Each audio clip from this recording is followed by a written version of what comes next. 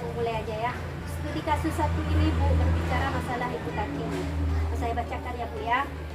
Ibu Tati adalah guru kelas 4 yang merupakan rekan kerja Anda, yang mana sama-sama mengajar kelas 4 yang kelasnya paralel.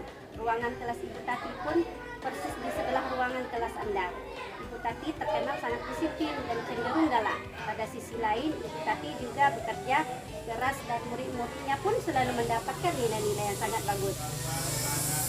Sebagian murid-murid sangat takut kepada Ibu Tati dan sebagian lain bisa menyesuaikan diri.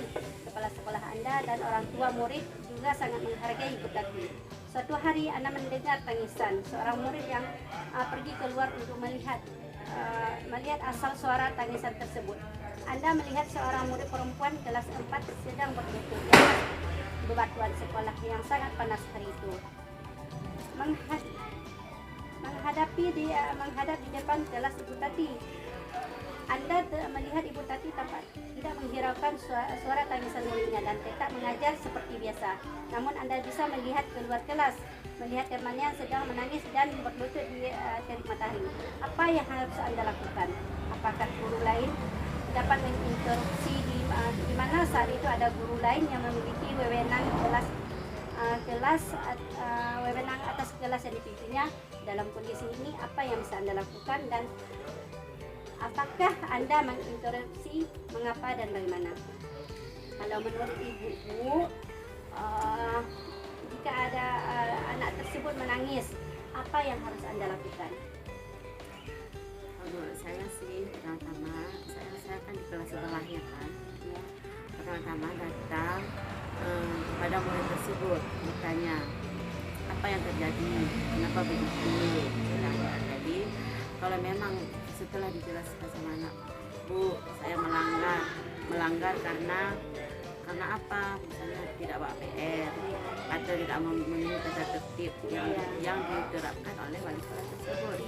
Nah, kalau memang dia menurut saya, kalau memang dia melanggar tata tertib atau aturan kelas yang diterapkan oleh wali kelas, kalau menurut saya itu tidak perlu saya bela, karena itu memang malah saya bilang lagi itu memang sudah konsekuensinya, karena kamu sudah janjinya dulu dengan gurunya yang wali kelas.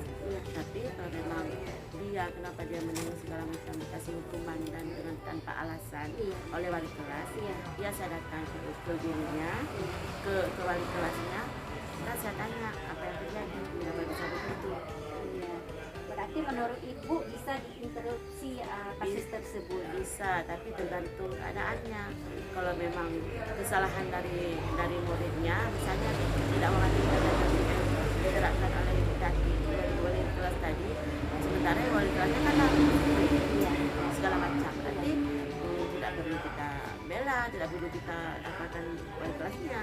Tapi kalau memang kesalahan dari wali kelasnya, perlu kita bimbing, kita bantu murid. Berarti bisa kita bantu ya. Dalam kondisi ini apa yang bisa Ibu lakukan? Yang bisa saya lakukan, misalnya saya menenangkan anak tersebut. Sudah, misalnya contohnya ya, misalnya mungkin kamu tadi kan kamu lupa bawa PR misalnya. Nah, besok jangan lagi ya. Nah, kalau memang kamu lupa lagi, berarti lebih berat lagi dari hukumannya dikasih guru, karena guru wali kelas memberi kamu hukuman ini mungkin kita berjanji dulu. Kalau misalnya kami tidak bawa PR, karena waktu ibu jadi wali kelas lahir, itu ibu berjanji bagaimana kalau baru pertama ibu masuk, ibu bilang dulu bagaimana peraturan kita, kalau tidak bawa PR apa hukumannya. Nah, berarti lain kali jangan lagi kalau kita siapapun yang bisa bantu, ibu yang bisa bantu. Dapatkah Anda menginterupsi, mengapa dan bagaimana? Itu yang tadi interupsi gurunya. Itu tidak perlu lagi kalau menurut saya, karena memang itu kesalahan anak-anak. Kesalahan anak. Tapi kalau perlu saya interupsi gurunya, wali kelasnya, mungkin bisa kalau kasih hukuman jangan lama-lama. Kalau misalnya di depan kelas di lapangan sih jangan lama-lama, sekitar berapa menit aja udah. Misalnya hormat bendera jangan lama-lama, itu bisa kita interupsi. Terima kasih Bu ya atas tanggapannya dan waktunya Bu. Terima kasih Bu. Assalamualaikum Bu. Waalaikumsalam, sama-sama. Terima kasih Bu ya. Sama-sama. Keputusan saya dengan rekan saya sedikit berbeda. Menurut saya, langkah pertama yang saya lakukan adalah saya mengenali dulu nilai-nilai yang saling bertentangan dalam situasi ini. Saya mengambil dua alasan, yakni dalam pengambilan keputusan. Alasan yang pertama, kita mengharuskan mengidentifikasi dulu permasalahan yang terjadi. Perlu diperhatikan, jika kita mengambil keputusan tanpa mengidentifikasi masalah yang terjadi,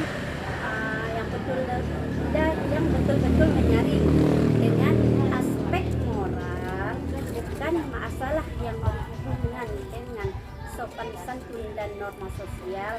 Untuk mengenali hal ini bukan hal yang mudah. Jadi kita harus benar-benar diri ketika harus menerapkan hal-hal yang terlalu berlebihan. Kita harus menerapkan langkah-langkah ini karena kita selalu mendewakan aspek moral sehingga kita menjadi lebih apatis.